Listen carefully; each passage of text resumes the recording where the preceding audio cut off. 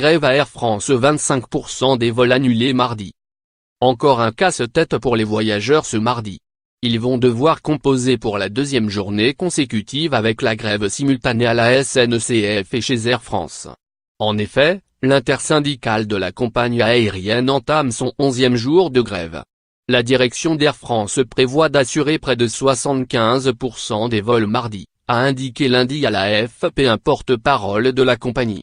Dans le détail, le groupe aérien anticipe le maintien de 70% des vols long courriers, de 65% des moyens courriers au départ et vers Roissy, et 80% des courts courriers à Orly et en région.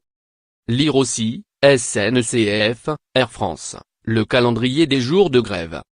Pour la journée de mardi, le taux de grève est estimé à 27,2% pour les pilotes, 19,9% pour les personnels navigants commerciaux, PNC, hôtesses et stewards, et 15,6% pour les agents au sol, soit des taux en légère baisse. Pour rappel, ce lundi, le taux des grévistes s'établit à 28,1% pour les pilotes, 19,6% pour les personnels navigants commerciaux et 13% pour les personnels au sol. Pour sortir du conflit salarial, la direction avait soumis sans succès un projet d'accord prévoyant une augmentation générale des salaires de 2% en 2018, ainsi que 5% supplémentaires sur 3 ans, 2019 et 2021. Les syndicats réclamaient initialement 6% immédiatement, au titre de l'inflation subie depuis 2011, date de la dernière revalorisation des grilles salariales. Lire aussi, Air France.